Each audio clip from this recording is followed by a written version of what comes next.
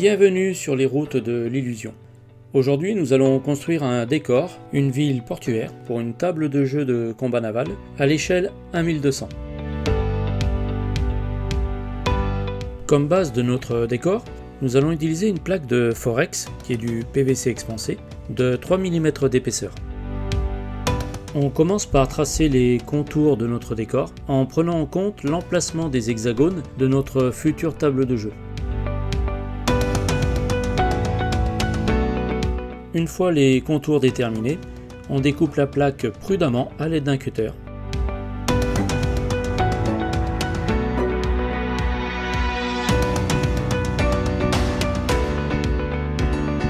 Comme on peut le voir, c'est un décor qui prendra place en bordure de table de jeu.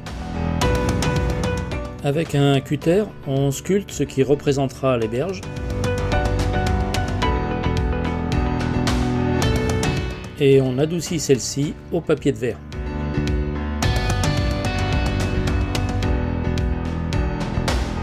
Pour plus de variété, on sculpte également des parties de côte rocheuses.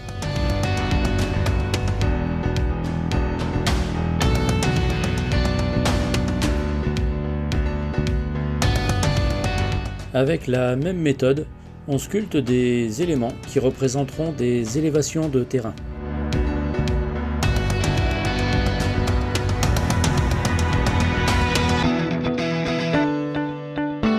On colle ces éléments à la colle forte aux emplacements souhaités.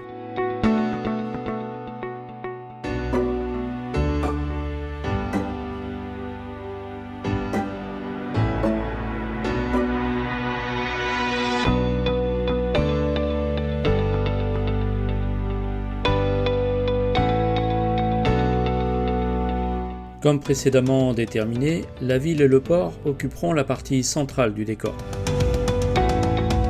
Ici, on note l'emplacement de nos futures routes et éléments de décor périphériques. On commence à rajouter quelques détails au niveau des quais, ainsi que des murets au niveau des jetées. Avec une peinture grise foncée, on commence à peindre la zone qui sera occupée par la ville, les quais et les jetées. Une fois la peinture sèche, on applique un brossage au gris et au marron clair. Il est maintenant temps de s'attaquer au bâtiment. Avec la méthode que j'utilise, on imprime les façades des maisons.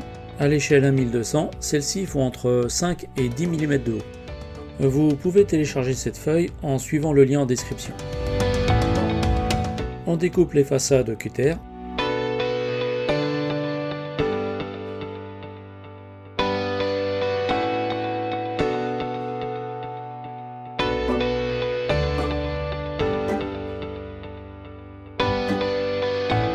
Le mieux est de monter plusieurs maisons en même temps, favorisant le travail à la chaîne.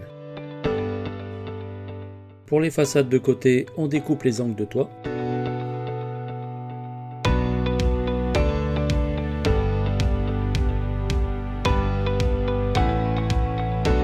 Dans du carton fort, on découpe des carrés aux dimensions des façades principales qui formeront le cœur des maisons.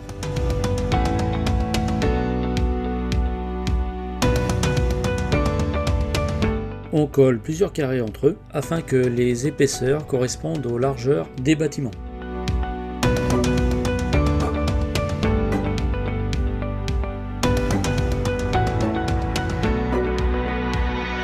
Ensuite, sur chaque côté, on y colle les façades correspondantes des maisons.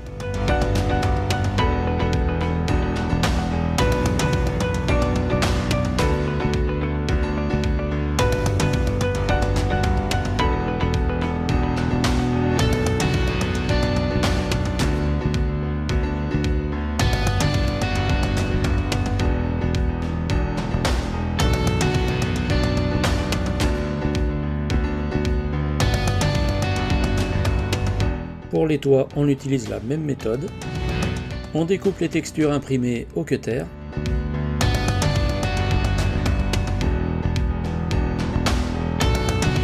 On plie en deux dans le sens de la longueur nos petits carrés ainsi découpés. et puis on les colle au sommet des bâtiments.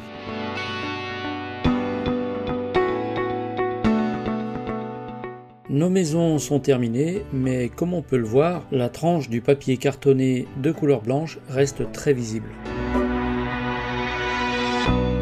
Afin d'y remédier, nous allons peindre cette tranche en gris foncé pour la partie du toit.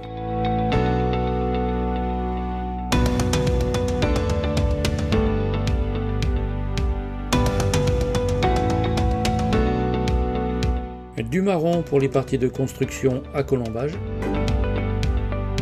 Et du gris clair pour les parties de construction en pierre. Cette fois, notre maison est terminée.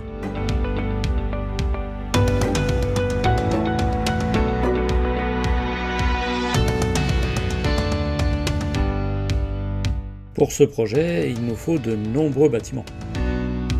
Plus de 100 maisons ont ainsi été réalisées, mais je vous rassure, il n'est pas nécessaire d'être aussi ambitieux.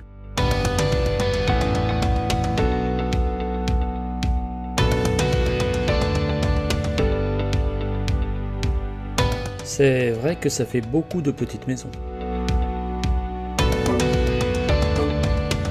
Maintenant, il est temps de les coller sur notre décor.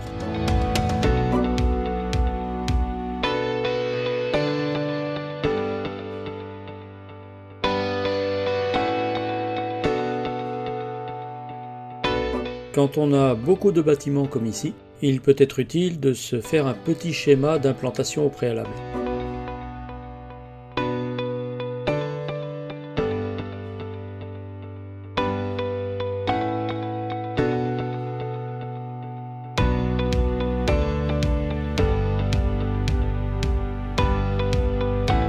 Pour plus de réalisme, on rajoute quelques détails, comme des murets.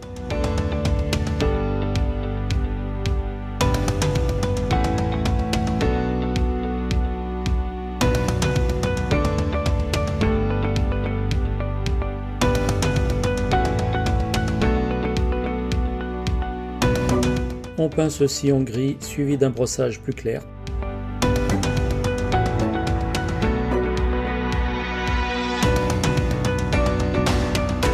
À la peinture, on crée des petits potagers ou des petits jardins.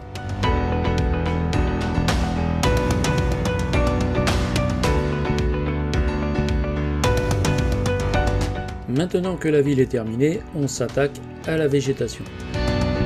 À l'aide d'un pinceau, on étale de la colle blanche légèrement diluée.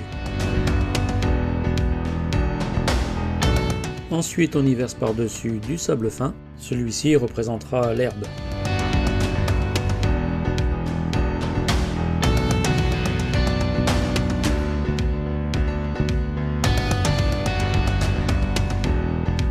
Une fois sec et le surplus de sable évacué, on peint en vert.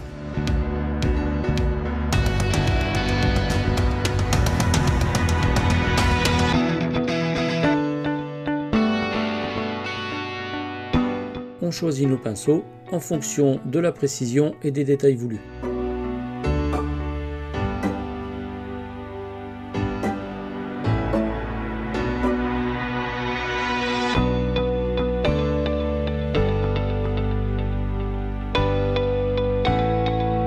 Une fois notre peinture sèche, on effectue un brossage au vert clair, ainsi que quelques brossages marron ou kaki sur quelques zones.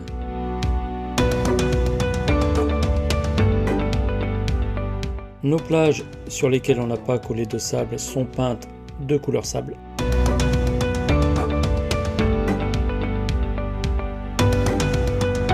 Et on peint les rochers en gris.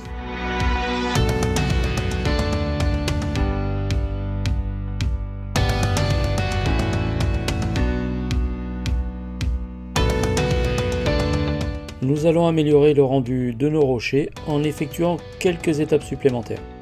On applique un jus marron sur l'ensemble des rochers, puis un jus noir ou vert foncé sur quelques zones, suivi de brossage gris clair, marron clair, et enfin de blanc très léger. Afin d'améliorer la qualité de notre décor, nous allons rajouter quelques détails.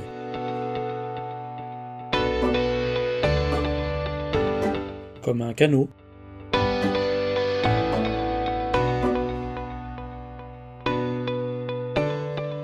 des matériaux de construction,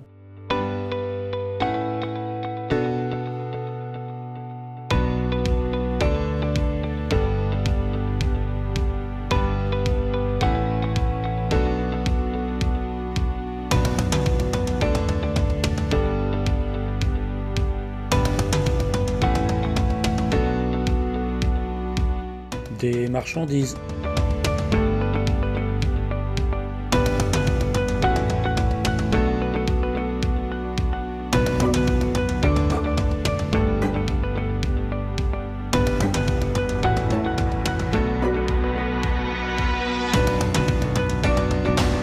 ou bien d'autres choses.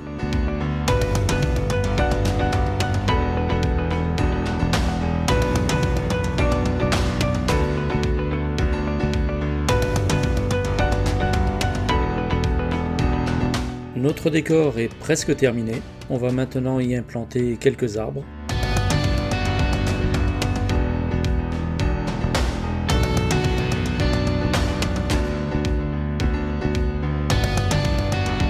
Pour cela, j'utilise divers matériaux, pour certains de la mousse achetée dans le commerce. Pour d'autres, c'est du fait maison à base d'éponge et de peinture verte.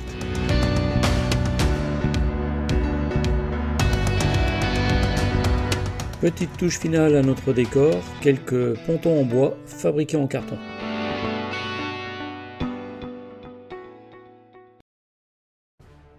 Voilà, notre décor est terminé. Je vous laisse profiter des différentes vues qui vont suivre. N'oubliez pas d'en apprécier la qualité en regard de l'échelle au 1200. Et à très bientôt sur les routes de l'illusion.